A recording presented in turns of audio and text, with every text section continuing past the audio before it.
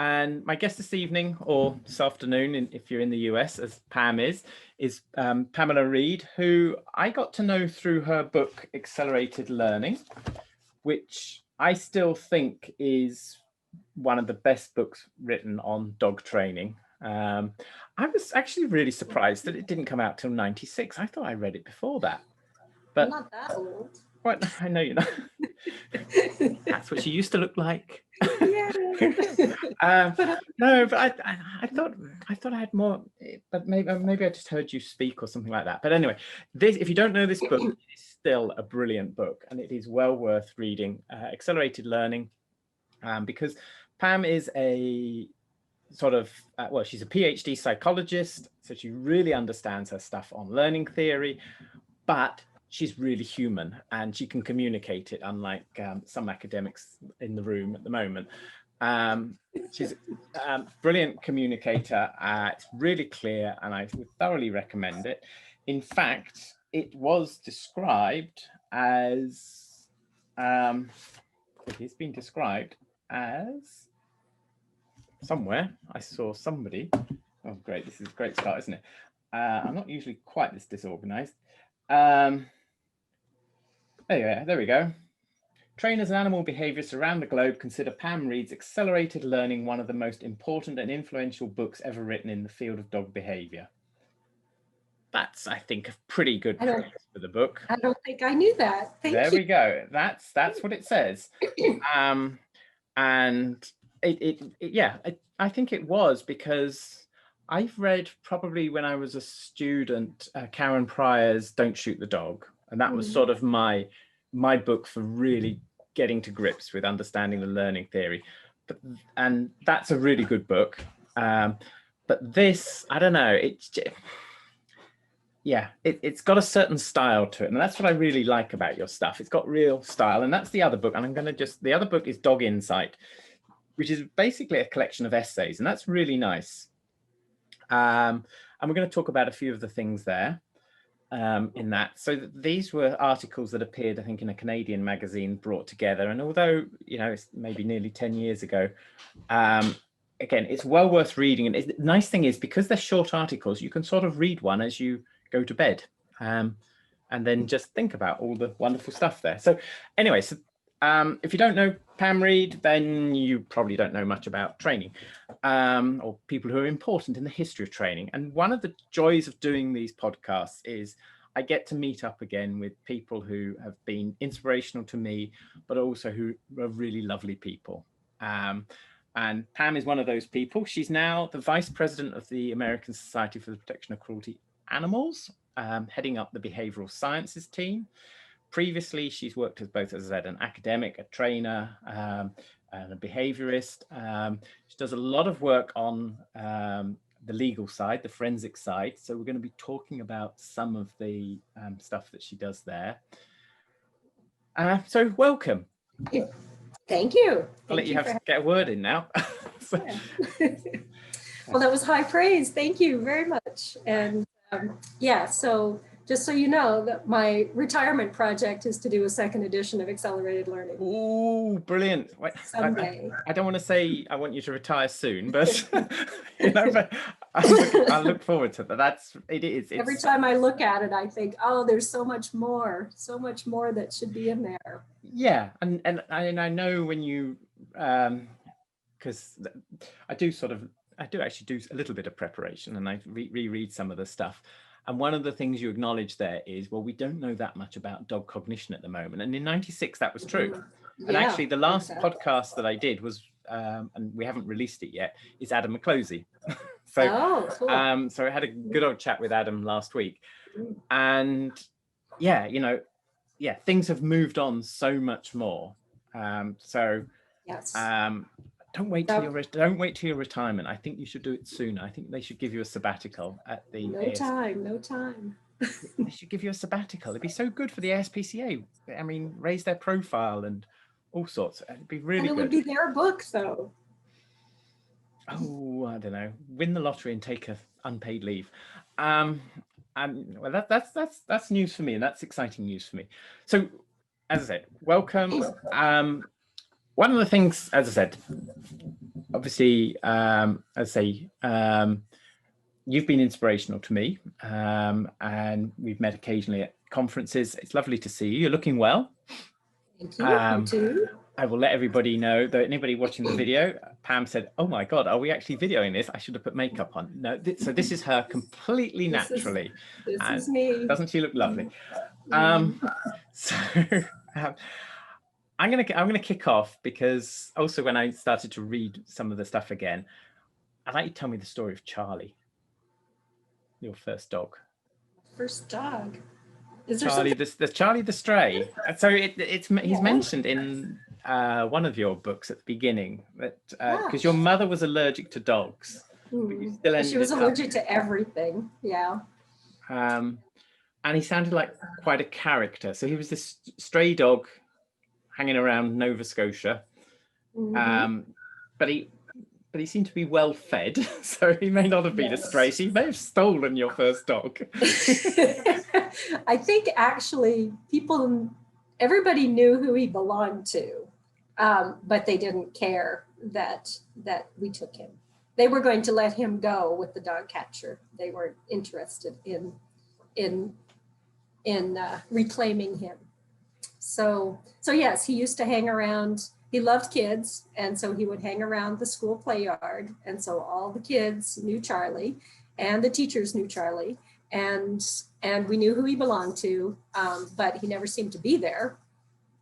I guess he got fed there or somewhere, I don't know. But anyway, one day the dog catcher at the time, because back then that's what they were called, came along and piled him in the truck, and we just my mom was a teacher as well. So we were driving home from school and saw the school secretary standing by this dog catcher truck, sobbing and pleading with the guy that this was Charlie and he couldn't take him.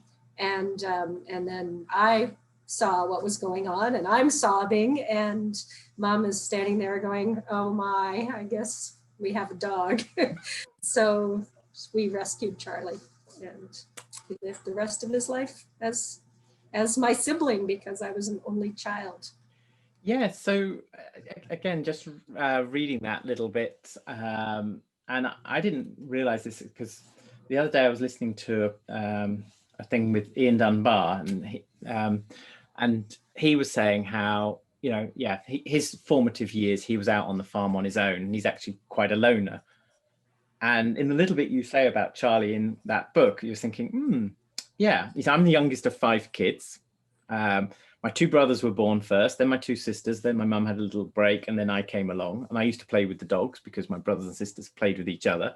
And I just wonder, is this what sort of makes you into a behavior person, because you've got nobody else to? Maybe. So he was your buddy as you grew up. So how old was he when you first met him, approximately? I don't know. We had him for a long time. So he must have been, I'm sure I thought about it at the time, but he must have been only 3 or 4. And you were? I was in elementary school, so before, yes. Young. Yeah, I don't know, maybe 8, 10. Okay. He was still alive when I went to university anyway. Yeah. So how did you get into the behavior field? Well, I always was obsessed with animals. Big surprise. I'm sure you hear that from everybody. But I believed I was too squeamish to go into veterinary medicine. And so I was intrigued by psychology, and took some psychology courses, but I was really in a very general bachelor's program as an undergrad. and I had to take a course in anthropology, which didn't particularly appeal to me. But then I discovered they had a course in primate behavior, and that was it. I just like, oh my God, people get paid to do this. This is amazing. And then I think shortly, like maybe the next semester, I took a course in learning theory. And so the two together, really, really won me over. And I'm like, this is just fabulous. So I I really had, from then just really went into both ethology and psychology and took as much as I could. But it wasn't until I started going to Animal Behavior Society conferences as a grad student. I met Peter Borchelt and John Wright, and shortly thereafter, Suzanne Hetz and Dan Estep. And for whatever reason, that really appealed to me, that the study of companion animals. And I was also starting to get into training my own dog. So it was just a really nice blend of, okay, I'm getting this background in learning theory, and my first dog was a Saluki, so pretty challenging to begin with, at least if I was going to be doing any kind of performance sports with the dog. So yeah, it just kind of all fell together. And even though I was studying animal cognition, I was also, I'm sorry, let me rephrase that. Even though I started to end up doing research in animal cognition, I was still very, very, very interested in just basic learning processes and how working with companion animals was such a new field at the time. So yeah, that's I kind of fell into it, I guess. And then, so, I mean, so you did your doctorate, and then where did you go after that then? Did you you worked in research, didn't you?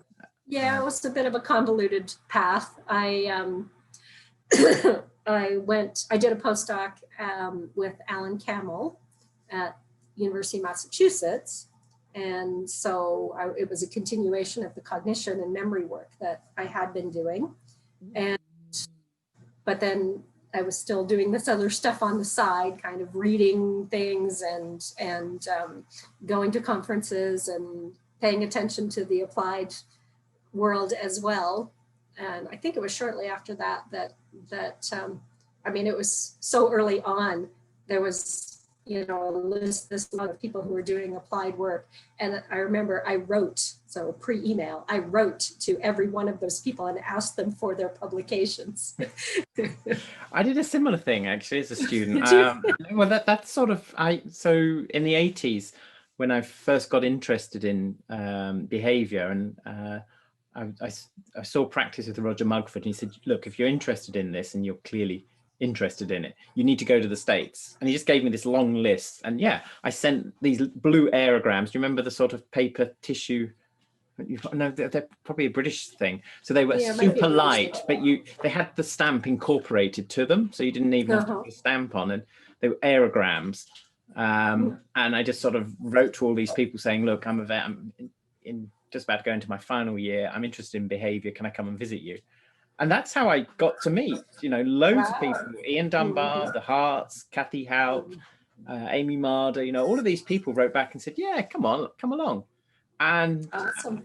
Yeah, and it's, ignorance is bliss. I think that was the other thing, because we didn't have, big networks. You didn't realize that these people were so eminent because, you just didn't meet them or anything like that. You didn't know anything about them. Didn't know, and I just sort of bumbled along, and we've remained in contact ever since. So there's a lot to be said for not having the internet and just writing to people.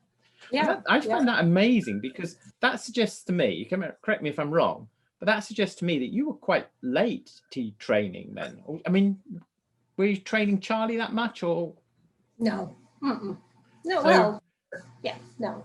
I mean, for you to produce a book like Accelerated Learning, which is so good and so insightful, I mean, well, I guess it just means that you really knew your stuff. And my Saluki taught me a tremendous amount.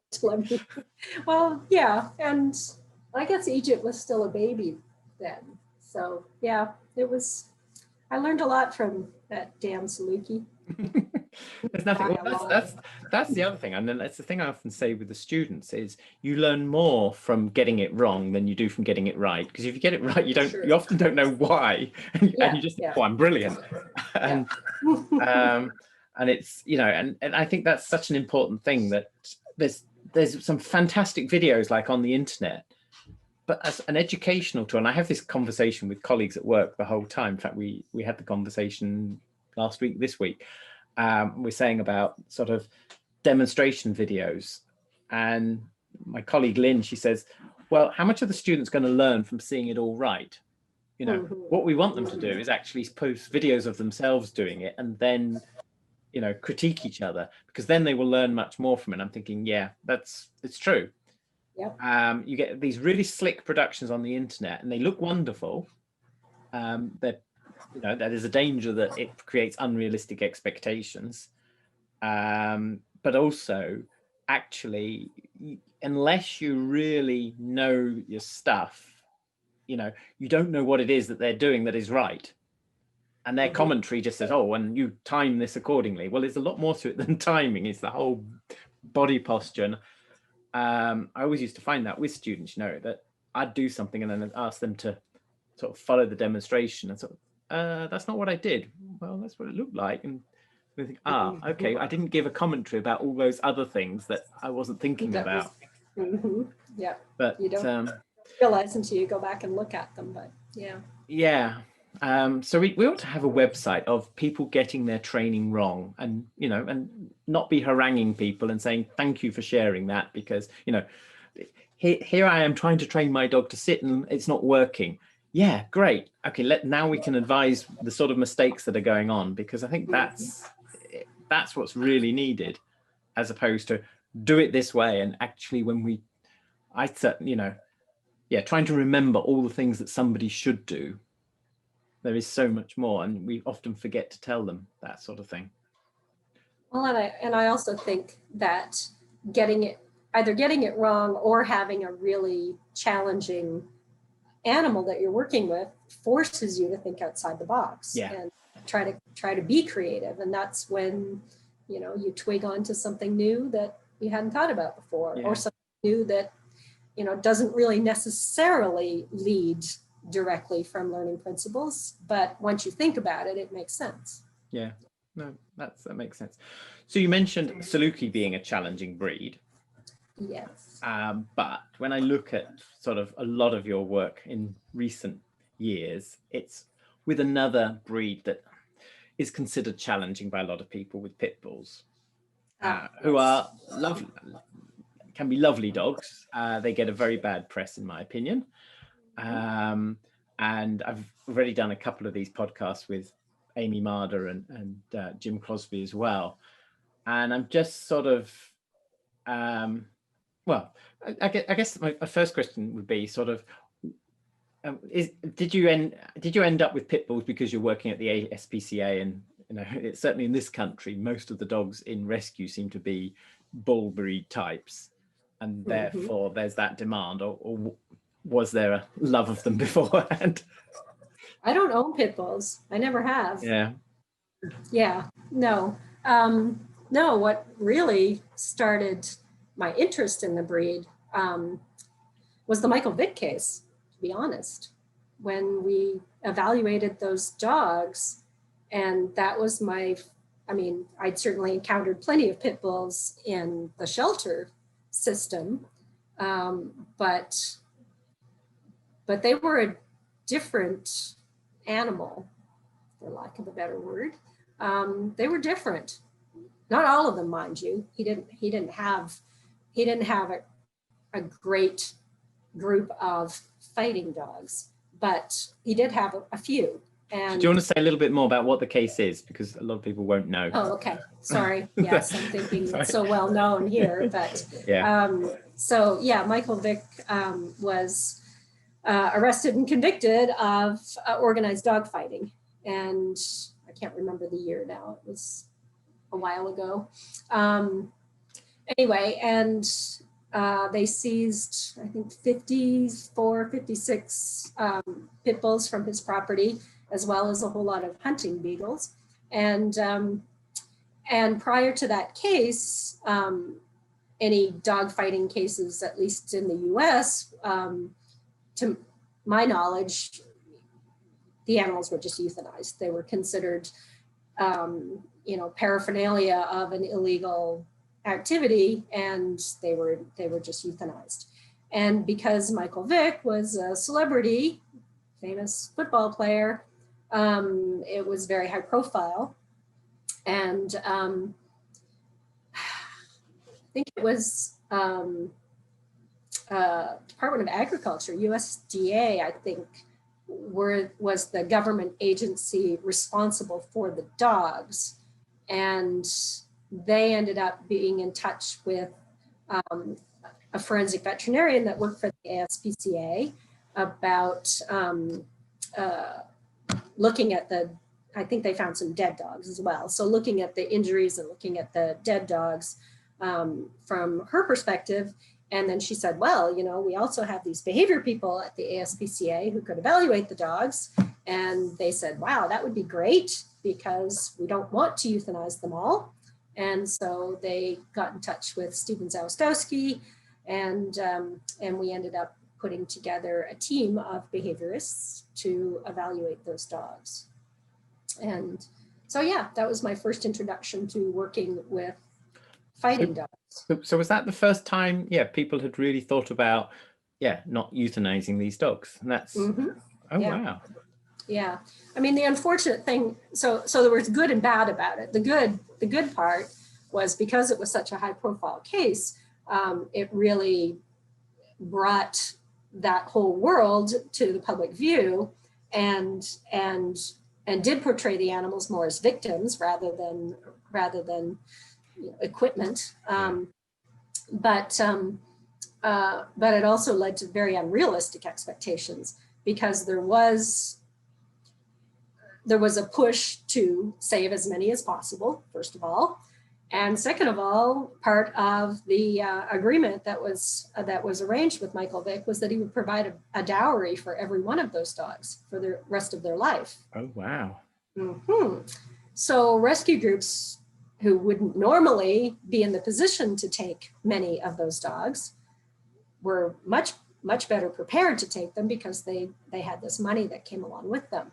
So many more were placed in sanctuary and other situations like that than there would normally be space for, if nothing else. So it has led to an unrealistic expectation that it's important to save them all.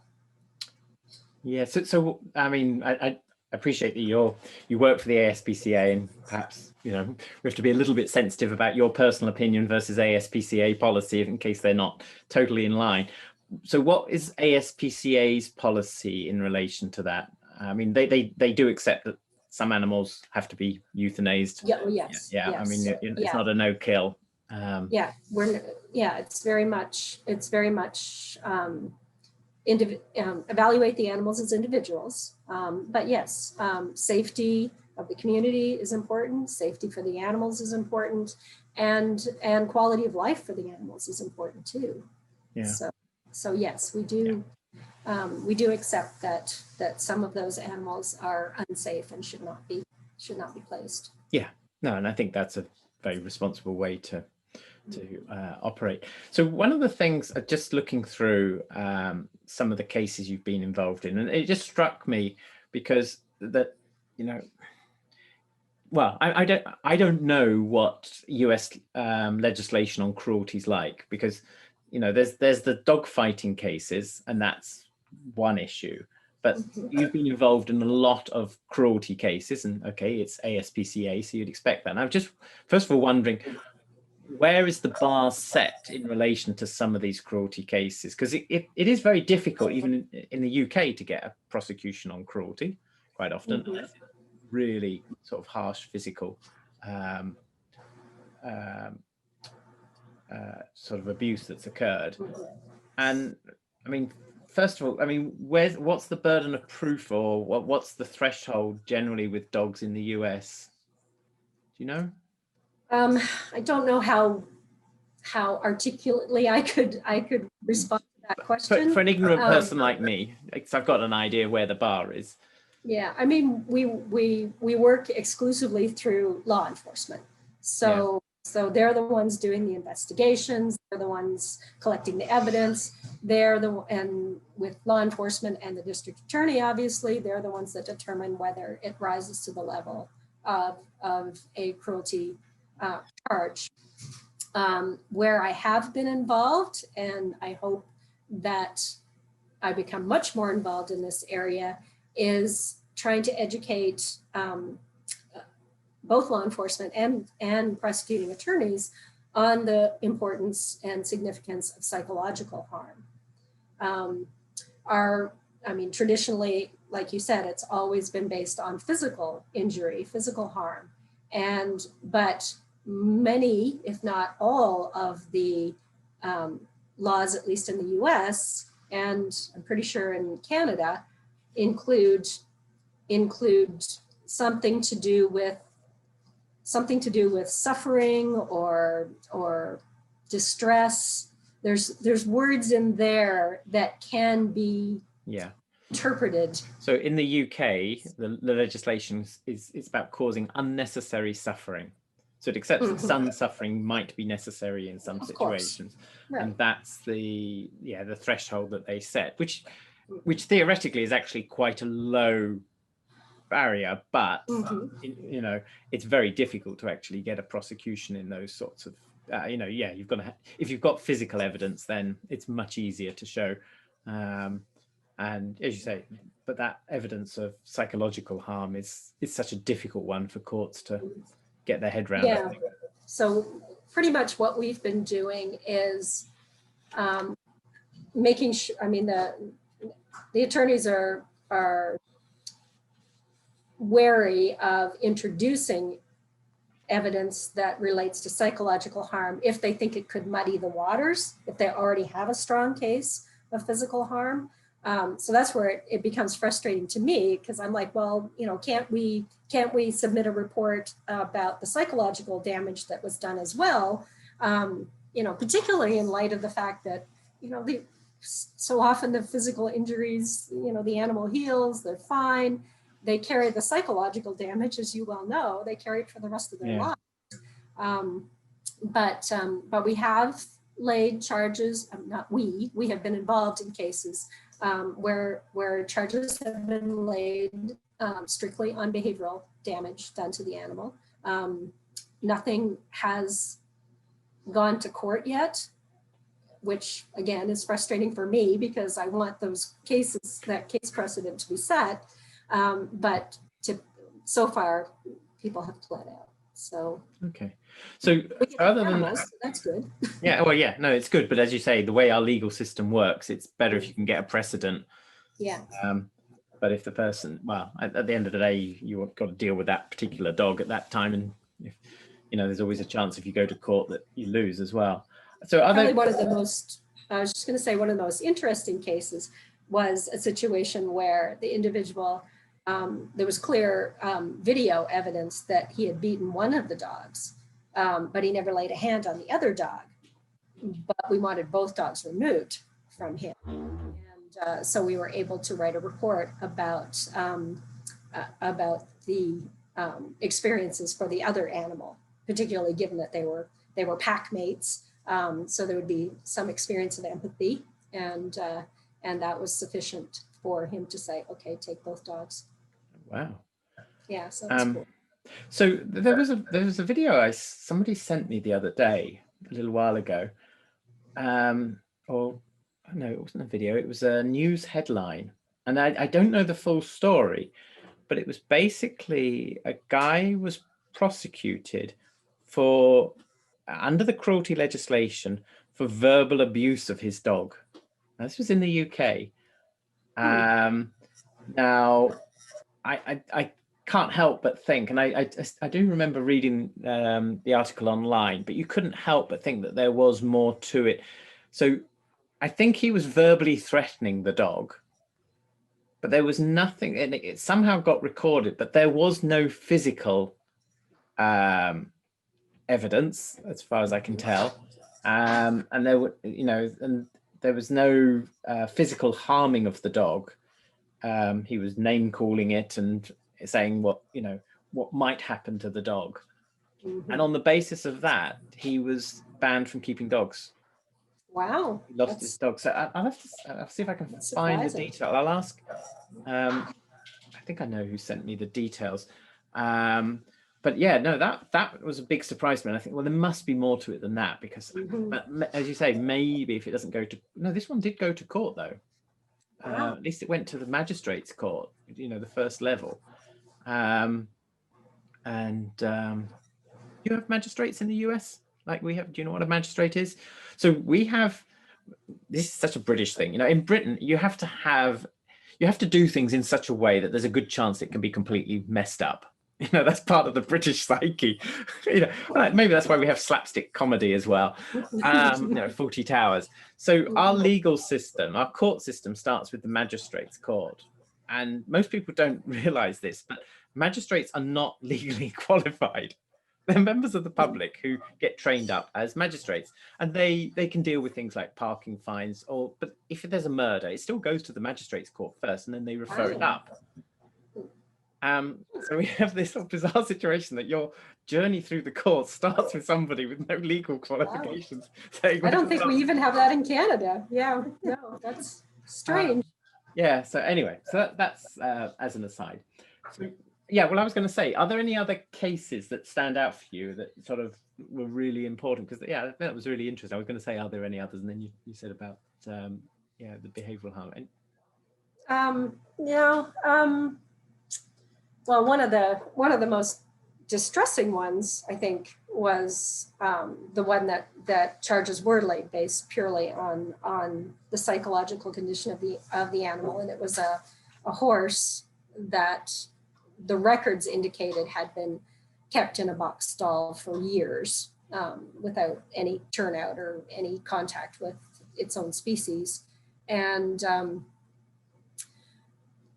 it was showing a lot of compulsive behavior, a lot of self-injurious behavior, but physically there was nothing. I mean, it was fine, other than having, some minor damage to its feet, because they did clean around it. Right. So the tricky part there was, that's not that uncommon, my understanding is, to keep horses in box stalls throughout the winter to keep their coats fine and so forth. So that one,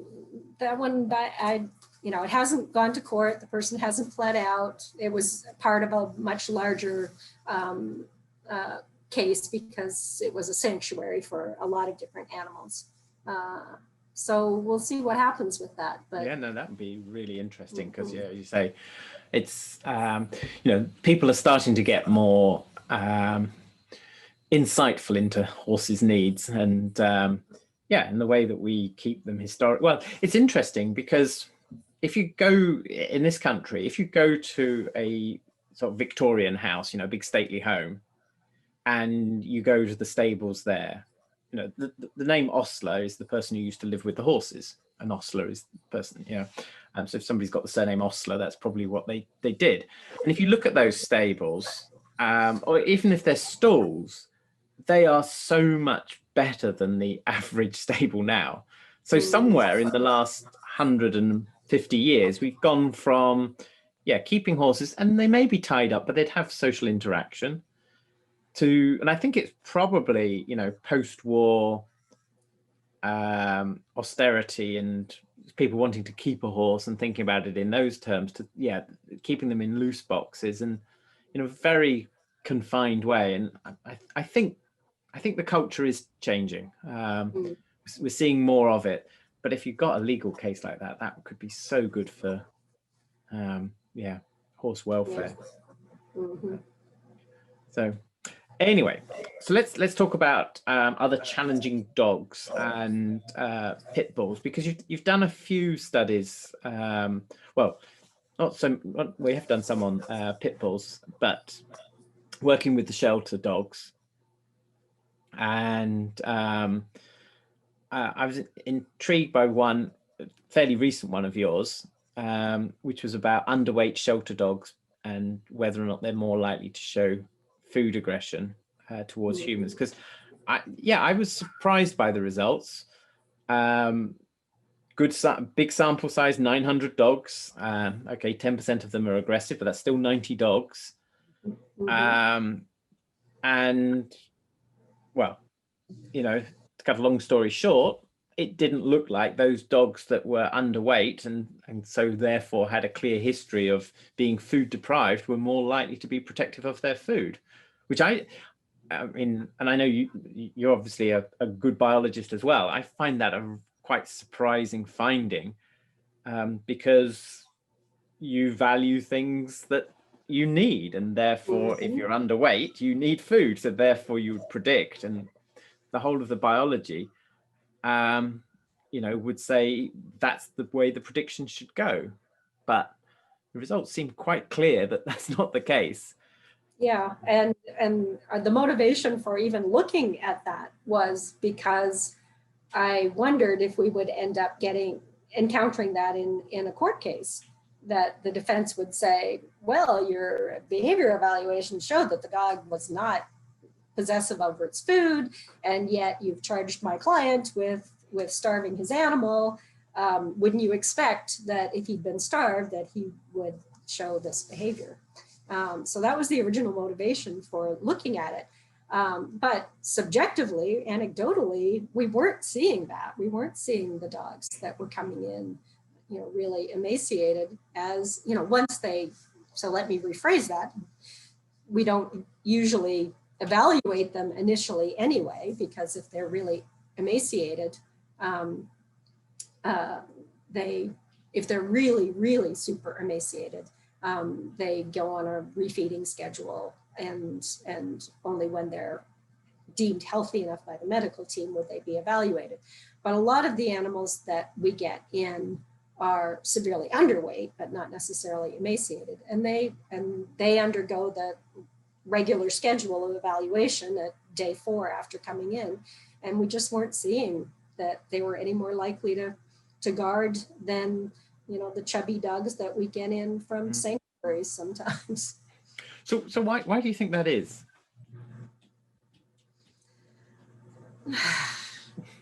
Do you think if the reason why they're underweight is not just that, maybe if they're underweight, it's not just that they're not being fed enough, but maybe there's other factors in the environment that are, you know, yeah, that, I mean, what are they generally like in their temperament as well? Then, you know, 900 dogs, they're all over the map. Yeah. I just wondered if there's something else, that if somebody's depriving a dog of food, maybe there's other things there. Maybe the dog is generally inhibited because of the wider environment. I don't know. It's a fascinating finding, and I know that in the States, chatting with Amy, and she, you know, she's done stuff on food protectiveness as well. And she's saying, yeah, you know, one of the reasons why you focus on that is if a dog is food protective in a shelter and it fails the test, that's often the one-way ticket for it as well. So, you know, it has really important implications there. But well, anyway, yeah, so that's good. And the other thing that you found there was that there didn't seem to be any breed effect either, which I think, again, is really important. Yeah, it's counterintuitive as well, because we tend to think of certain breeds as being more prone. So, and then the other paper, well, actually it's a paper that came out before that, but it was again about this food guarding, which I thought again was really neat. Was the paper about not bothering to do food guarding tests in a shelter. And I'll let you explain it rather than me give you my potted version. Assuming you can remember it. If not, I'll tell you what I think happened anyway. More or less, I can remember it. But yeah, so there were 2 papers that came out prior to that. One that was authored by other ASPCA behavior people, looking at the incidence of food guarding after adoption, and then Amy Marder's paper looking at food guarding after adoption. And both of those papers indicated that often the behavior either wasn't as severe or didn't happen at all, or the owners didn't care even if it did. So there was, you know, plenty of suggestive evidence that that shouldn't be a determining factor in whether or not an animal should be adopted. However, we were also hearing shelters saying, yes, but is it safe to not evaluate these dogs in the shelter? Don't we need to evaluate them to keep our staff safe? Because if they do show the behavior, we need to know that. So the point of this study was to look at whether or not there was an increase in bites to staff, to volunteers, and then we also looked at adopters as well to look at the incidence of bites and other types of injuries. So it was, if I could redo that study, I probably would do things a little bit differently, but overwhelmingly the message was that you're not incurring great risk to not do the evaluation on food guarding. So I've got a paper that hopefully will come out in the next few days, if not weeks. It's been accepted and we've had the proofs through. And it was done by one of my PhD students who is American. She came over, did her PhD, and she's back in the States now. And what she did was she she did a big survey of UK charities that rescue dogs, and basically asked them, what do you do by way of assessment of your dogs, and what decisions do you make about what's important when it comes to rehoming dogs? And the really neat thing about this project, and I have to give credit to Maddie's, because although it was done in the UK and Maddie's only fund US research, I said to Karen, look, you're now back in the States, write to Maddie's and say, will they pay the page fee so it can be made open access? So everybody can have free access, because this is a massive piece of work. It's qualitative work. So you got everybody's information. What are the questions that you ask? How does it affect what you decide? And did this massive trawl through of everything and collated all of the different practices of different shelters, and divided it into themes. So, you know, people would say, well, we wouldn't rehome a dog with young children, whatever. And then the next stage was, well, let's look at what the scientific literature tells us about these as risk factors. So people say a number of charities won't rehome a dog if somebody doesn't have a garden. Well, actually, the literature suggests if you don't have a garden, you're more likely to take your dog for a walk. And so actually the dogs might get better exercise. Yes. And, you know, to cut a long story short, and it's well worth reading the paper. And as I said, I'm really pleased that Maddie's have allowed it, you know, paid that money to allow it to be open access. There is a vast amount of time, resources and money spent on doing unnecessary assessments on dogs, which is not helping as far as rehoming. And the really neat thing, as I said, with your study with the food guarding test is you had no increase in return rates, you know, and this is the sort of data that we really need to get, I think, you know, going forward. Is there are all these things that people talk about and they latch onto one idea that, oh yeah, as I said, like the idea of the garden. Well, if you've not a garden, the dog's not going to get exercise. Well, for start, if it's a Pomeranian anyway, it might not need, your house is probably bigger than in America. Your house is bigger than most British gardens, I'm sure. So, you know, and it's just it's unnecessary barriers in so many cases. But oh, is that you or me that's going? That was me. That was me. I hit my computer. Sounded like you were mixing a record. That's my other talent.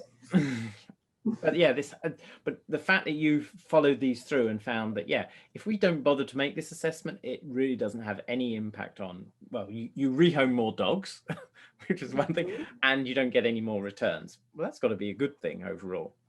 Yeah. But it's just, yeah, it's just fascinating, the sort of culture that develops in a lot of shelters. Particularly when it comes to food guarding, that's such an easy behavior to test for and an easy behavior to elicit. And so I think, you know, it became the thing, you know, if you're going to have to euthanize dogs because you don't have enough space, well, here's the way to do it. It's just, okay. I don't know that, I might be wrong, but I wasn't aware of that being part of the culture in the UK. But yeah, it's, you know, it certainly comes up again and again. And now I understand why all this research is being done on food guarding behavior, because it's, yeah, it's being used as the policeman that decides whether the dog is going to live or die. And I think it's fair to say that we can say it's probably not a very useful test at lots of different levels. So, yeah. So I said we'd talk about pit bulls as well. So there's the other study that you did on the pit bulls and the number of scars, which I thought was fascinating as well. And again, it's, so for people who don't know the paper, basically you looked at how many scars a pit bull had and then looked at how that related to its aggressivity. That's a reasonable summary of that. Yep. And there does seem to be a point at which it might have some impact. And again, I think that's a really nice objective measure, rather than saying that dog looks like a pit bull, therefore let's put it to sleep, which is, that's the legislation we have in the UK. Yes. Still, unfortunately. And yeah, it was, I'm just always fascinated. Who came up with that idea? Because that's sort of a really interesting thing to look at. Think, well, let's look at how many scars they've got on. And it makes a lot of sense in retrospect. But to come up with that idea originally, I just thought it was really neat. Well, twofold there. We were recognizing that we might have a bias ourselves when it came to evaluating these dogs. You know, oh, this guy's really scarred up. You know, he's definitely, you know, he's going to be aggressive. So there was that, but then, you know, realistically, we were finding these anomalies. We were finding some dogs that had no scars on them whatsoever, that were, you know, extremely severely aggressive to other dogs. And then every now and then we'd find a heavily scarred one that wasn't.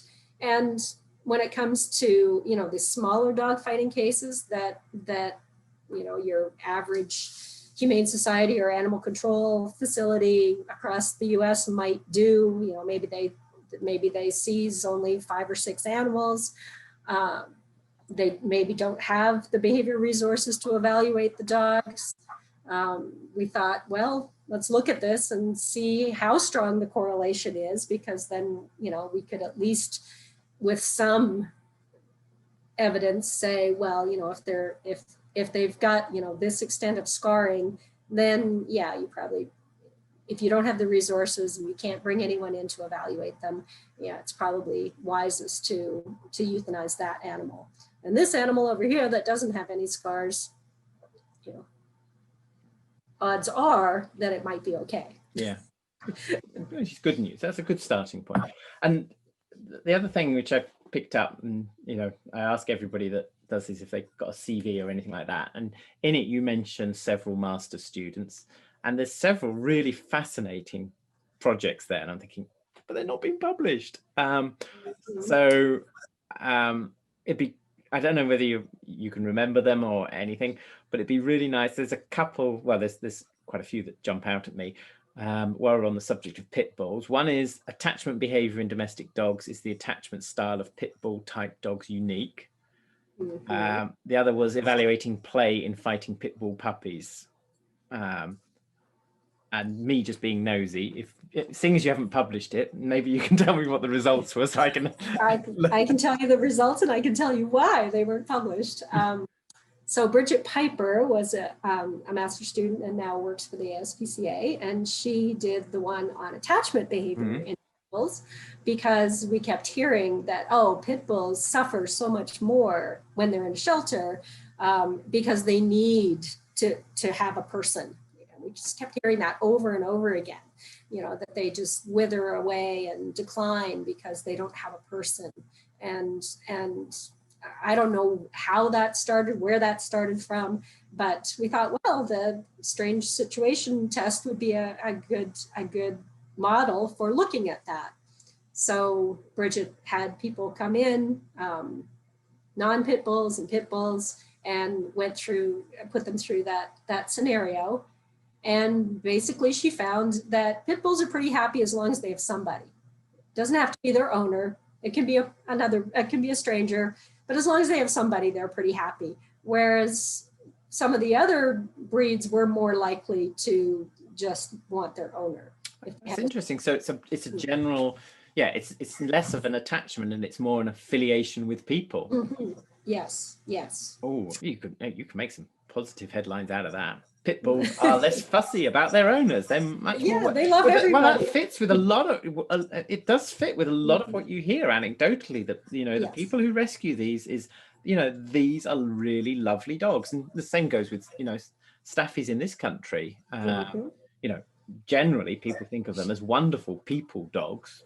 When they're lovely, they're really. They don't always get on terribly well with other dogs, but they're people dogs, and yeah, maybe they've got a much more general. So why didn't you publish it? Because that's such a brilliant finding. Because she didn't feel it was good enough to publish, and I still keep bugging her. Right, you're gonna have to give me her details, and I'm gonna call her up. Look, this needs to be out there. That's fascinating, because loads of people are using this attachment test now, and they're assuming that they're going to almost find an attachment. And again, I said to when I was chatting with Adam the other week, and because obviously he published the first use of it, and lots of people were actually starting to do it. They happened to publish the first one, and I said, we did a study with very young puppies that we were looking at stress in young puppies, and we didn't find that discrimination between the owner and the stranger in the very young puppies. And I said to him, my thought was at the time, and I just picking his brain, that maybe because they were in the UK, what we were finding was that, you're not allowed to sell dogs through pet shops or whatever. They go straight from the breeder, and maybe they were less stressed. And one of the requirements of the attachment study is that the dog has to be stressed, and the more stressed it is, the more likely you are to see the attachment.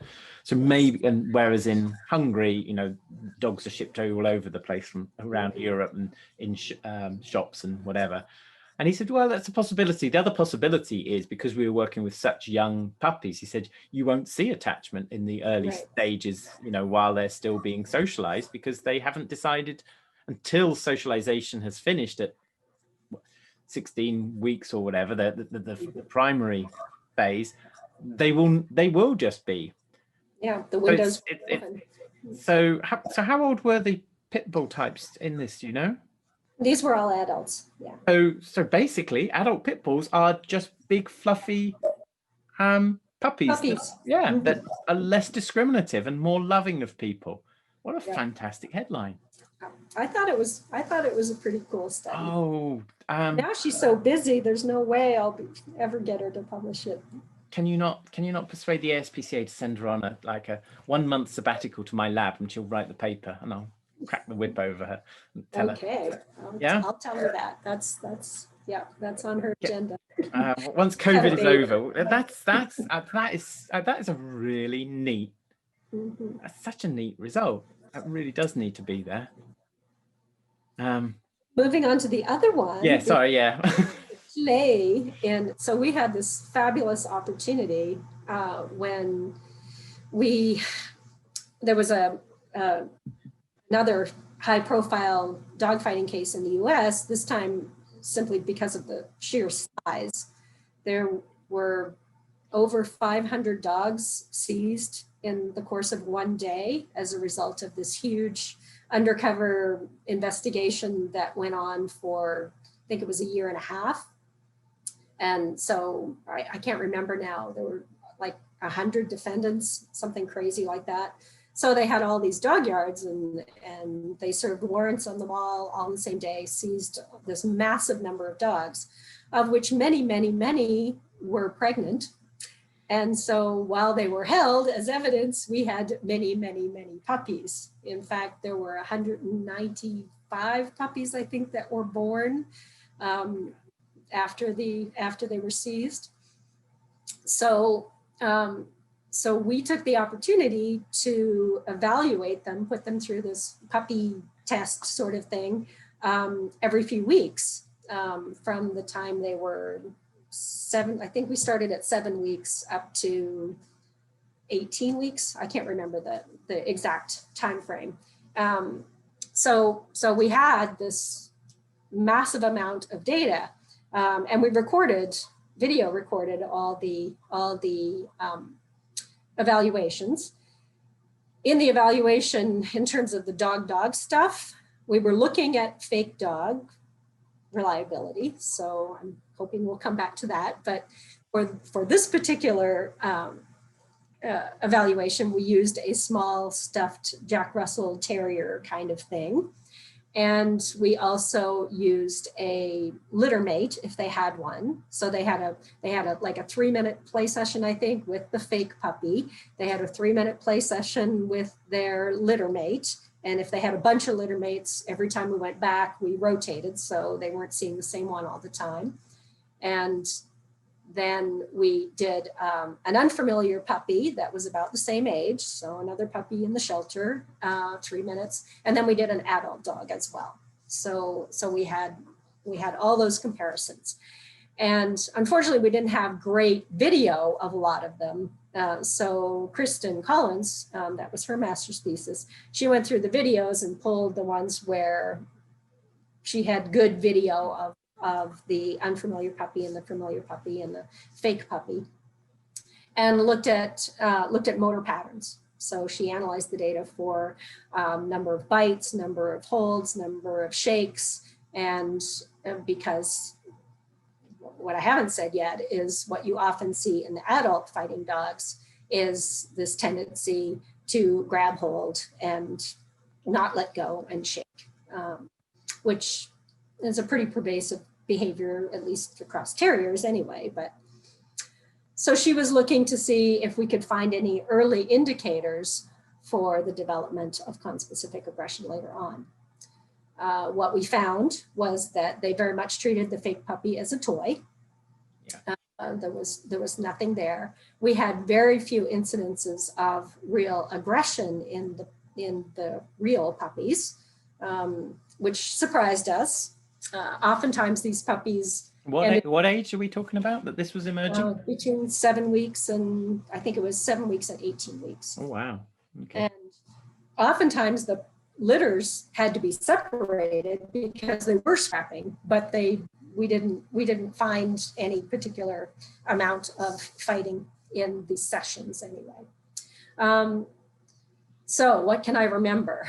I can't really remember, but there was a lot of bites and holds and shakes in the context of play. And the reason why it was never published is because in order to make it a really good study, we would have to look at the same incidence of bites and holds and shakes in other breeds, or at least terrier breeds. Yeah. And we never had the opportunity to do that. So there. So, but there is the work from the, and I think it's Frederica Ranger, her group, and that she looked at the development of or aggression in play in wolves versus domestic dogs. Mm-hmm. And, you know, she came, and I think it's her group. If it's not, I apologize, whoever it is. But they found that dogs were much more aggressive in their play than the wolves. Mm-hmm. I do remember that. Yeah. And I think sort of one of the sort of thoughts was, well, maybe because the dogs are expressing it, they learn to inhibit it more. Mm-hmm. So, yeah, as you say, without the control group, did you go on? I don't suppose you didn't go on to be able to see what happened longitudinally with the dogs later on. Oh, we so wanted to do that. Yeah. It was our case. We were consulting on the case, and a lot of the dogs ended up, the ones that were placed went to rescue groups, often pit bull rescue groups. And because it wasn't our case, we didn't have the ability to say, hey, you will give us follow-up information. So a lot of those groups were reluctant to share adopter contact information. So we did get very little in the way of follow-up. It's a shame. Oh. Yeah, it was a real shame. But oh well. And then what else have we got? I've noted a few of them here. So I've got a few of them. So there's one about vibrating collars and nuisance barking, which that was Jennifer Gaudio. I'm sort of intrigued because when somebody says barking, I'm always thinking, well, there's many reasons why dogs bark, but what did you find? This is the vibrating collar rather than the other types. This one's going to really tax my memory. Okay. But it was a study that was funded by Radio Systems, which either predated PetSafe or I can't remember the business relationship, but I think it was their first vibrating collar. So they were interested in looking at efficacy. So I cannot remember exactly how barking was defined, but I'm pretty sure that it had to do with people coming to the door. Because yes, it was, because she would have herself come to the door, and then she was recruiting her friends to come to doors, and then, so it was a well-designed study. I remember that. It was not published because Radio Systems never gave us permission to publish it. Are you allowed to say what the results were or not? I can't remember. I think you can't leave me like that. So I think it worked. I don't think it was like overwhelming that it worked, but I think it was effective. I think we compared it with asking them to shush and giving them food rewards for shushing. Okay. I'm pretty sure it was more effective than that. And then there's a really old one here. So this is really testing your memory. Nearly 20 years ago. Do early socialization classes prevent problem behavior?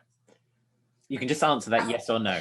Yeah, I remember very little of that, but I'm pretty sure the answer was no. And I think that's the thing. And I must do one of these with Kirsty Sexel, actually, because as I say, Kirsty published the work, and so I found that,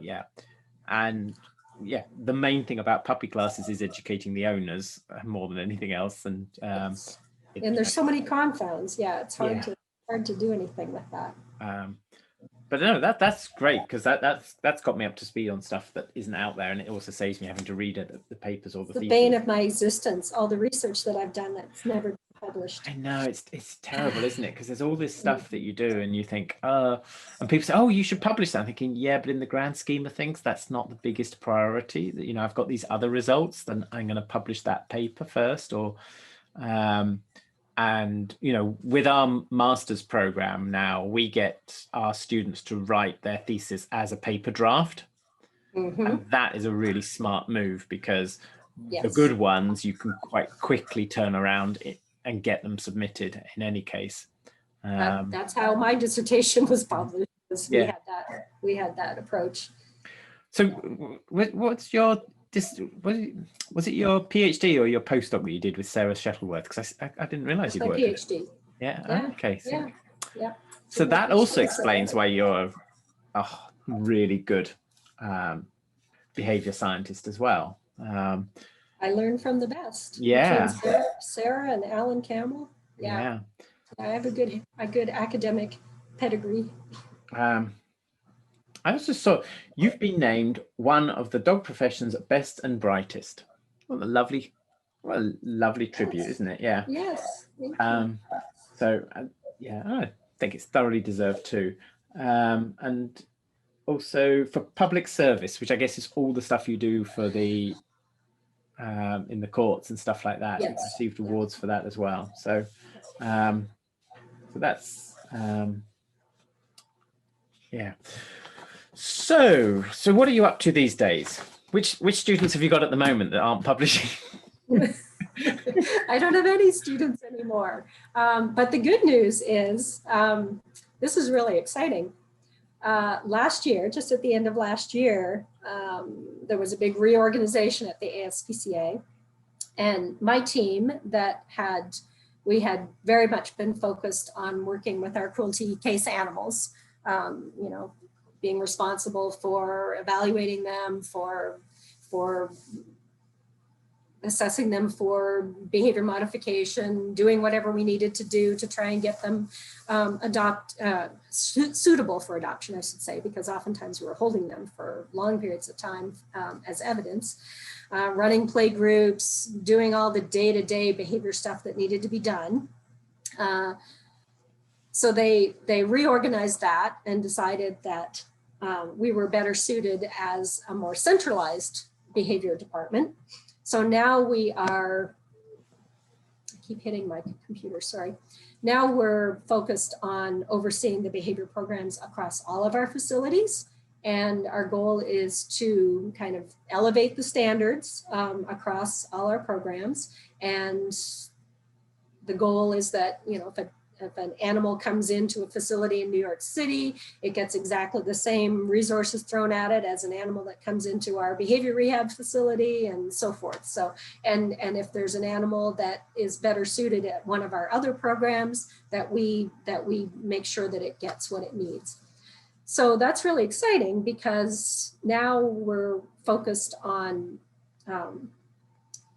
aligning everybody, getting everybody's expertise increased, and really streamlining our processes so that everybody's assessing the animals in the same way, we're collecting the same data on them, we're evaluating them for behavior modification in the same way. Is this, you know, what's the prognosis for this animal? Yes, it's good. What's the risk of working with this animal? If it's low, medium, whatever. And so we make more consistent, more expedient decisions as well about getting that animal into treatment or getting them available for adoption if they can. And what am I forgetting? Oh, and monitoring quality of life while they're in the shelter. So all of our programs are doing that the same way. And then all our behavior modification protocols are being updated. So that's really exciting, and that's a huge project. Does that mean you're going to get standardized data? It should, yes, absolutely. So does that mean we can send students over to you to write it all up? Perfect. Well, but the other really exciting aspect is last year, the ASPCA generated a new set of 10-year goals. And one of those goals, I did not write this goal. I love the content. I'm not crazy about the wording. One of those goals is to revolutionize and disseminate, can't remember the exact wording, but revolutionize and disseminate treatment interventions for behaviorally challenged dogs. And you know what they need to do that? They need a new edition of Accelerated Learning. No. What we need to do is collaborate more with other researchers and get some of the important research done that hasn't been done. So we now have a plan of the research projects that we feel are strategically important. And that ranges from looking at the best way to do play groups to prophylactic use of behavior medications. And then the big one is how to deal with these dogs that, whether we call it high impulse or low impulsivity, high arousal, whatever it is, high reactive. We're looking at focusing on that behavior challenge because that seems to be one of the big ones when it comes to shelters. So with the impulsivity, did you know we developed a sort of quick and dirty version of the impulsivity test, so you can do it on rescue dogs, and you know that if it translates over to the US, that would be quite useful, because that's, to us, has been a really useful tool, especially with regards to certain medications, or the decision to use that. And I'm actually, one of my jobs over Christmas is to write this chapter which is about how to use those questionnaires properly in order to make the informed decisions. It's going to be in the new edition of Gary Landsberg's book. Excellent. Okay. Because he said, well, you know, in the US, they probably don't really understand how you use these. And I said, okay, I'll write the chapter. So yeah, and Kevin's got we've now got the canine frustration questionnaire, which I think is a really important thing, especially in the shelter. The big thing, though, you know, the questionnaires work really well with the owners. Obviously, when you've got a rescue dog, you haven't got the same history, Information about it, at yeah. least you're not asking them directly about aggression. So you might be able to get a degree of honesty from them when they hand over the dogs, or if you get them to ask those questions. But it would be really neat if we could get, again, a quick and dirty assessment. Mhm. And what Kevin did as part of his PhD is he did a series of lab tests and looked to see which elements of the questionnaire it seems to correlate with. Mhm. So they could quite easily be made into a battery with an unknown dog. Mhm. And the vocalization seems to be one of the big things Yes. that is quite important in predicting a lot of these things. And it's just as interesting, actually, what doesn't predict, some of the stuff that you might think. But I mean, he did use tests where, he used food lures with the dog at the end of the lead, and you look at their response. So maybe there is still a need for food tests, but not food guarding tests in shelters. Yes. Well, we're starting, very much from the bottom up, and right now we're starting a project with several different shelters where we're collecting video of the dogs in their kennels, and collecting accelerometer data on the dogs, and looking to see, what this particular shelter is defining as high arousal, what this particular shelter is, what the commonalities are. And then based on what we find, hopefully we will generate some sort of operational definition that ideally will correlate with your tool. And then we can start working on, okay, well, what can we do? Is this a shelter? Is it an artifact of being in the shelter? If we get these dogs out into homes, are there any other, anything else that comes up, or are they okay? Do we need to treat them in the shelter? If we do, what's the best thing to do? And try to come up with some good, solid answers. Well, if you need extra eyes analyzing videos and things like that, we've always open to people saying, for our master's students for their projects. Really? Oh yeah, absolutely. We've just launched actually the list for next year. So the next year is done. But if over the summer you say, look, we've got these videos, we'd like to test, we'd like somebody to look at them and test these hypotheses, we'll get them. I'm sure students. We have so much video that we Well, yeah, it's just a question of finding which of the gosh. questions you want answered. But I'm, a lot of students would love to do that sort of stuff, as long as as long as you can legally share the videos. Yeah. And these are the sorts of things. Now we do have a student. We have a student coding our dog fighting videos right now, looking specifically at the typology of the aggressive response. But I know we will have lots more. Wow. Yeah, well, as I said, we've got the manpower, and that's always the that's always the expensive bit of behavior work, is the manpower, because it has to still be done with real people to work out what is going on. So yeah, no, if there's those opportunities and we can help, let us know, because I'm sure lots of students would want to get involved. You will be hearing from us then. And I've got a series.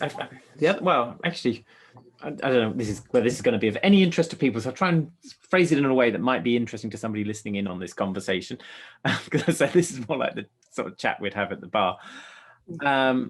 So one of the things you probably know I'm interested in is learning to read dogs. And lots of people say, oh well, this sign means this, and actually we have very little science to support most measures. And I have a PhD student actually in Switzerland, Bern, who's just finishing off, and we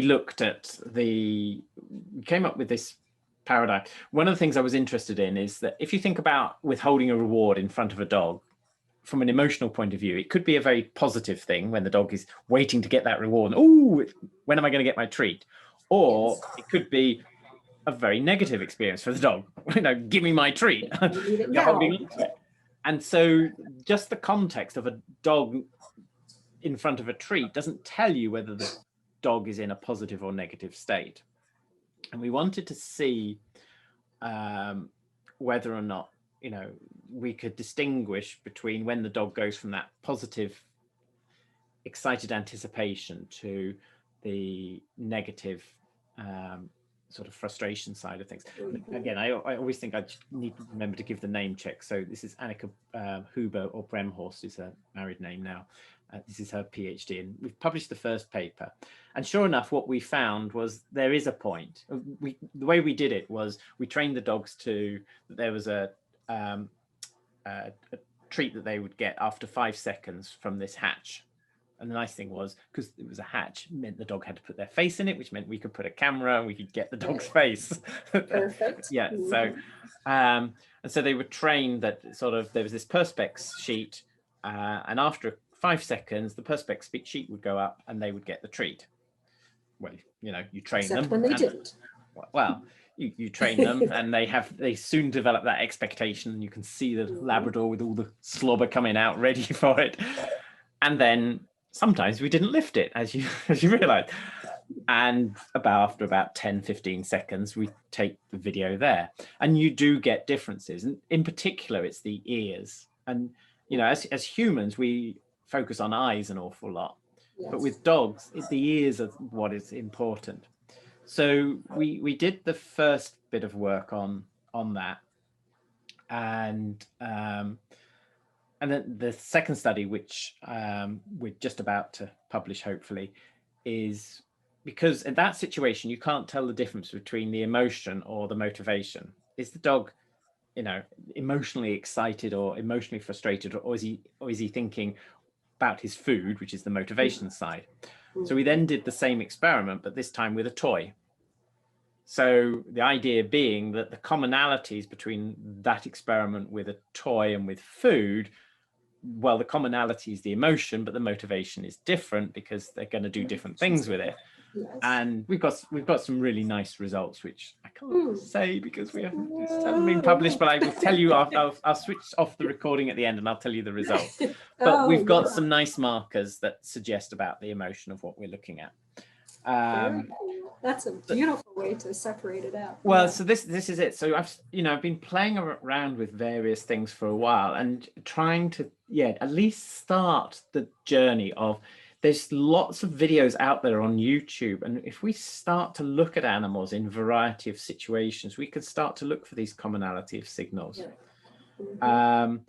And nowadays, and I did it for the first time this year with my undergraduate students, and I'll do the same next year, is I just say to them, right, okay, I'm offering undergraduate projects on signaling in animals. And this is how it works. You get a bunch of videos in these situations, and we look to see if we can tease out, because of the circumstances, can we start to tease out which might be the more meaningful signals and what they might tell us. So if you've got loads of videos, I'm sure we can come up with loads of people who want to. So much video. But, and start to decode the dog rather than go from people's opinion, start to let the dogs tell us. Because the other thing that, that's become quite clear, and, people find it a bit annoying, but I think it's neat. It's not about the occurrence of that behavior. It's about the relative frequency or the relative duration of it that seems to have the meaning.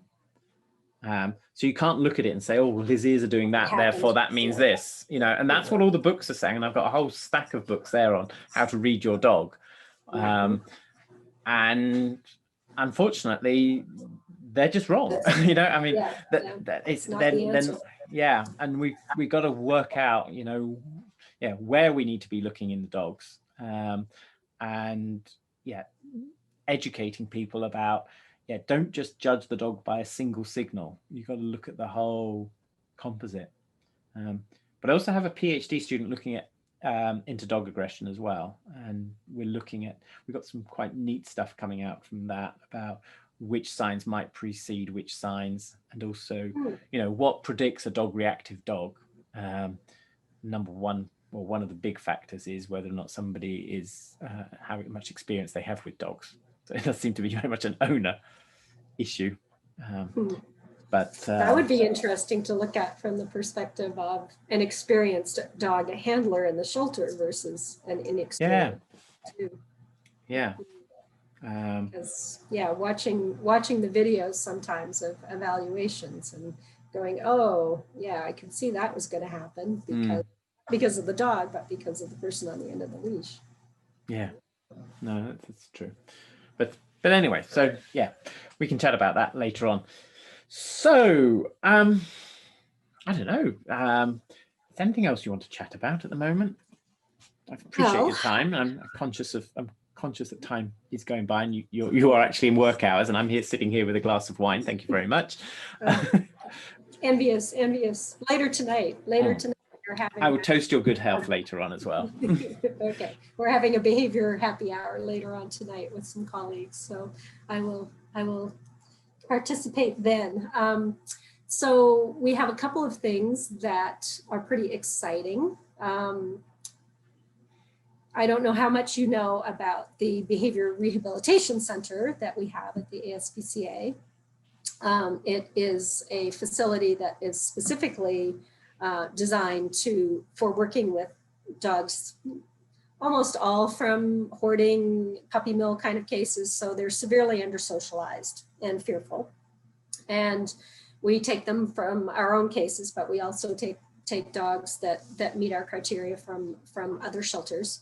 And they come in and go through a whole program that's very structured. And when we started the program, we did design it as best we could as an applied study, in that we obviously couldn't have a control group, but we had a delayed treatment group as our controlled group. And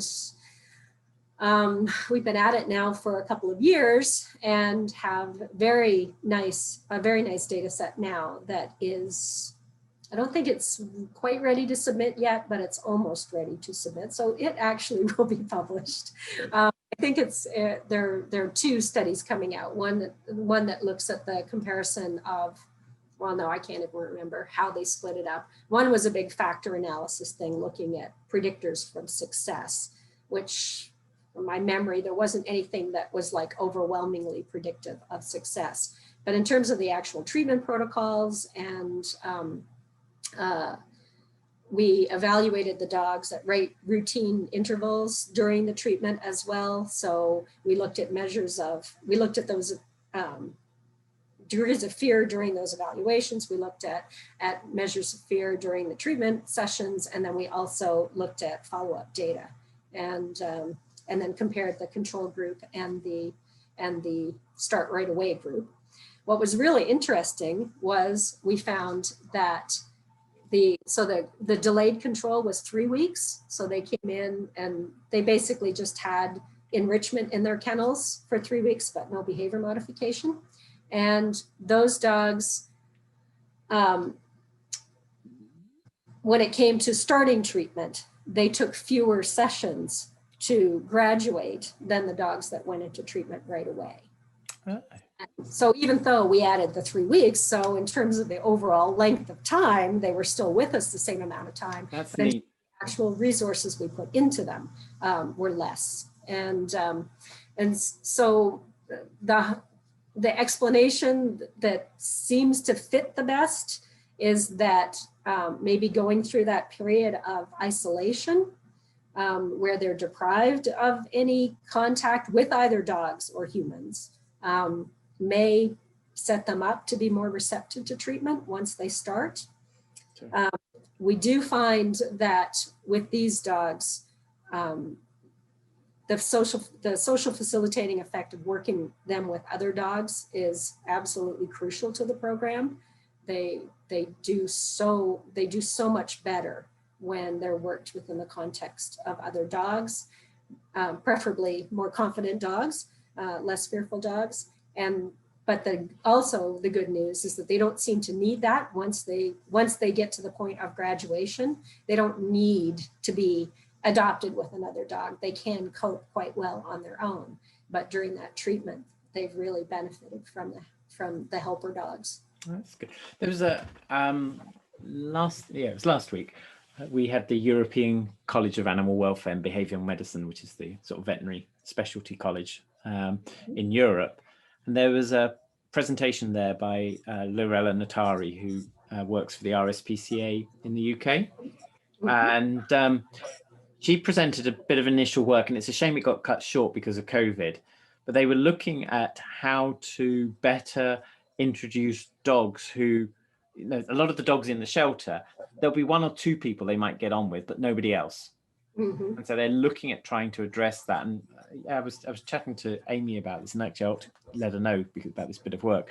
So what they've started to do is, if there's two people in the shelter that the dog gets on with, but nobody else, and especially if there's a prospective owner, they basically get one of the people the dog gets on with, holds onto the dog, and the other person acts as this model to introduce the stranger.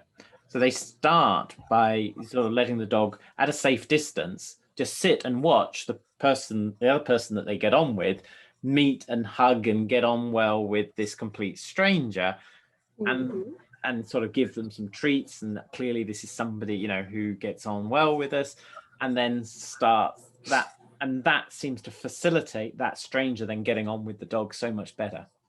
I just thought that's That's really cool. neat, yeah. I'm a hope. Well, as I said, the work got cut short, but I'm sure they'll continue it, and I hope they publish it. But there's some really, it's a really helper person. Yeah, so you use the fact that the dog gets on with this individual.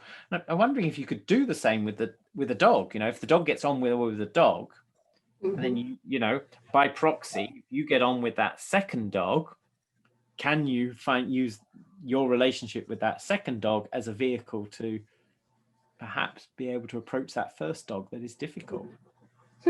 Yeah, I have to think about that a little more, but social cognition. Yeah, but certainly, you know, one of the big challenges are those dogs in the shelter that, you know, they like one or two people and everybody else is horrible. And how can you possibly adopt them out when they are so averse to meeting new people? I would want, if that technique was promising, I would want to see how many new people they would need to be introduced to that way before they generalize it. Yeah, generalize, because you don't want to send them out with that person and then they hate everybody else in the way, because then that's still a problem for the adopter. But that's pretty interesting. Yeah. And then the other paper that we are just about to submit, I'm embarrassed to say, is from the same time frame as the play in Pit Bull Puppies. So it was many years ago, but I've been sitting on these data for a long time, and I finally have somebody that helped push it along. It needed a better data analysis, and that's been done now. And that is looking at the reliability of using a fake dog in behavior evaluations, specifically with fighting dogs. We have looked at using it with other populations, but we have not had the same results as we had with the fighting dogs. And it was a really nicely designed study, good sample size. We have 292 dogs. That's a good sample size. Yes, all pit bulls from dogfighting cases. Wow. And all adults. And we had 4 conditions. We had, and all counterbalanced. They were introduced to a same-sex dog, helper dog, an opposite sex, or I shouldn't say helper dog, a stimulus dog, same sex, opposite sex stimulus dog, the fake dog, and then a control object that was kind of roughly the same shape as the fake dog and had a person and a leash attached to it, but it didn't look like anything. It was just a chair covered in a sheet kind of thing. Right. And so it was, we were able to look very specifically at the correlation between the reaction to the fake dog and the reaction to the real dogs.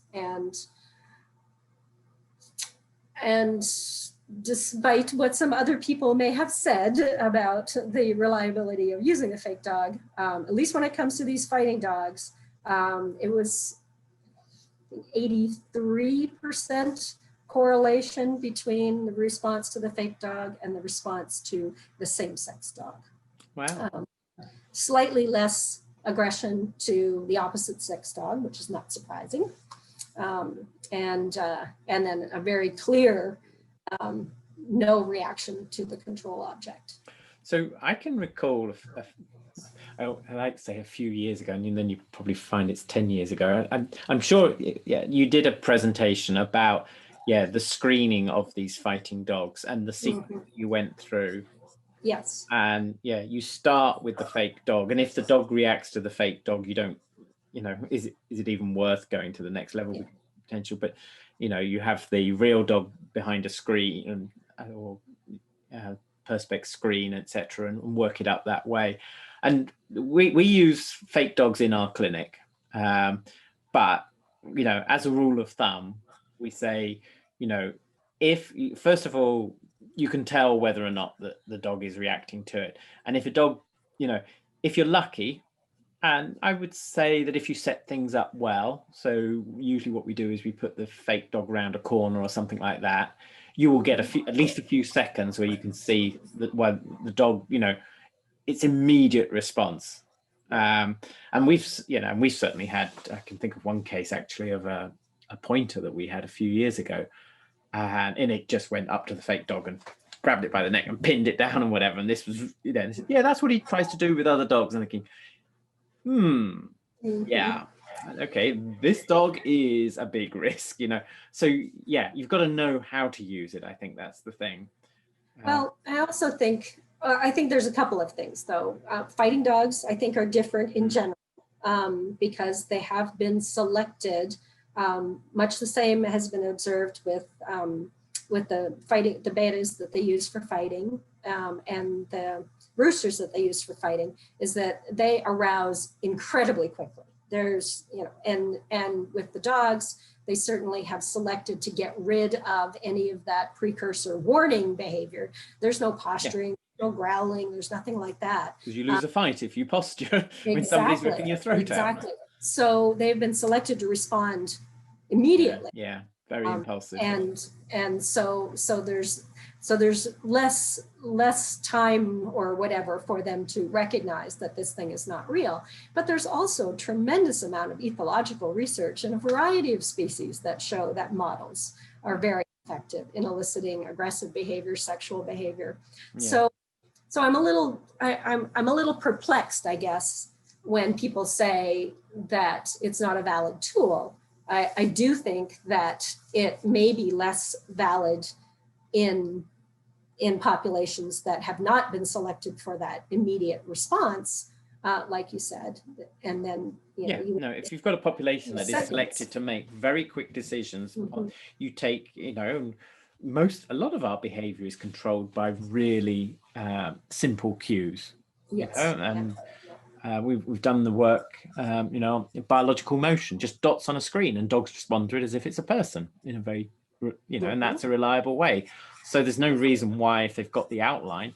And I seem to recall there's a paper, I seem to recall there's a very old study from, I think, even the 1920s or 30s, where they used silhouettes of dogs on the wall, and then they used geometric representations. I remember that, yes. And the dogs, the dogs go up to the silhouette and they sniff the bum end of this geometric, tangram type dog.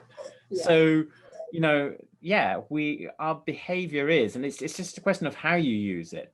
The thing is, I think what people sometimes do is they, where I think you have a problem is if you get a stuffed dog, you might disagree, and then fine, well, whatever, live fight on air. But they get the stuffed dog and they hold it in their arm, and then they bounce it along in front, and then they think the dog's going to respond to it as if it's a dog, and you think, no. Having a stuffed dog going around a corner, dog sees what looks like a dog, and if it's one of those impulsive dogs, it will go for it. Yes, it might stop. When we did again, this is an undergraduate study that we did with stuffed dogs. And what we found was that the younger dogs, though, they tended to treat them very quickly as play items and stuffed toys. And that's, and it'd be interesting to know at what point, how long do you get? If you've got all these data, it'd be interesting to look to see, at what point does the dog seem to move? But as you say, with something like a pit bull, I guess, or those types. We start using the fake dog with them when they're 6 months old. So we have a good collection of data. But then again, there's going to be, we would have good data on how they react to the fake dog.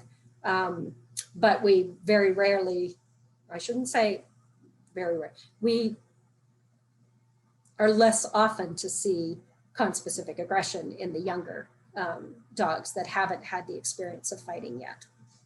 So when we, when we have a case and it's a dog yard, but it has a lot of females and a lot of young dogs in it, those are the good cases, because we know there's going to be a fair number of dogs that aren't aggressive that we know we'll be able to place. But the other thing that has come up a number of times in conversations with people that is a difficult one is, we do have these dogs from fighting cases that show aggression. Can they be rehabilitated? And I don't think we have good information on that yet, because it's been tried so rarely and not in any systematic way yet. When you have a case of 300 dogs and you've got, 200 of them are young, haven't had any experience with fighting, oftentimes what you will get is a good number of those dogs that they don't show aggression, but they don't know how to interact with other dogs. They're either too much in their face, or they're nervous and overreactive, and they don't know a play signal or social signal.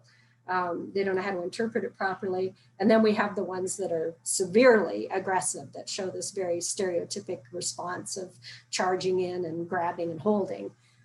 We focus on that category of ones that are just awkward, social nerves. So I know Barbara Schoening in Germany, and some of the groups she works with, they've been working with some of those dogs and seem to be getting some success. But just hearing you say that just reminded me of something which, and I wonder if it did come from you, because I can't find the reference. But again, a long time ago, somebody was telling me that one of the things with pit bulls is it's not that they're necessarily more aggressive. It's obviously they're more impulsive, but also they don't read the signals of other dogs as well. And that's why the fights, can be serious and also can escalate, because if they come across another one, they don't, they don't defer. And they don't, and it's more a deficit in reading of signals when you've got a problem. I don't know that I'd be comfortable saying that that's a pit bull characteristic. It certainly seems to be a characteristic in the ones that have been selected for fighting. Yeah. Because again, that's going to happen in the pit, and it would not be good if they stopped then. They expect those dogs to keep fighting. Yeah, and thank you for picking me up on saying pit bull, because you're quite right. It's not pit bull, it's fighting dog, and that's the key thing. So you think that is it does make intuitive sense, but I can't. Maybe it was you that said it. Probably was. Or Frank McMillan might have said it too, because I know. Don't think so. We've talked a fair bit about all the. Because I think this was selected for. I think this was quite a long time ago, and I've not known Frank that long. I've only known him 10 years. I think this predates that. I don't know, but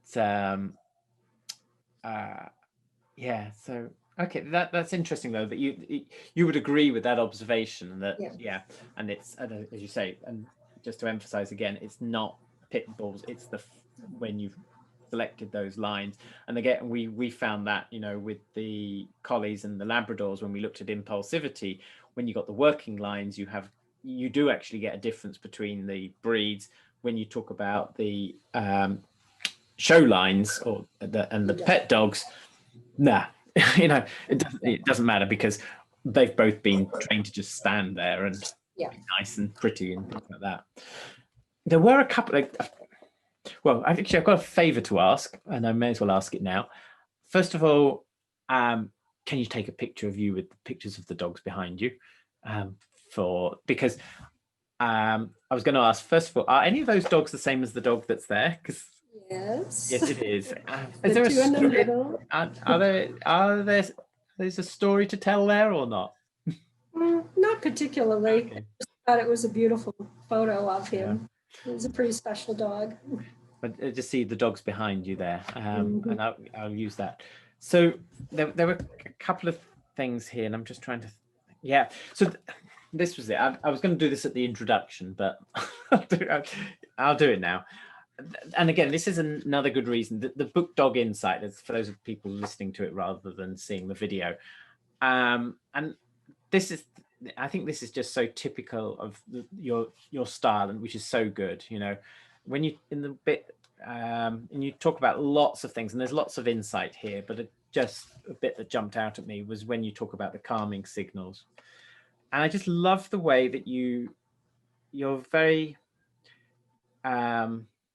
gentle, articulate, but incisive about your criticisms as well. You know, and that, I think that's a real skill. And I think I've lost that skill. Well, I don't think I ever had it, and people consider me far too brash, but at least they know where I stand on things, and I'm not afraid to change my opinion. But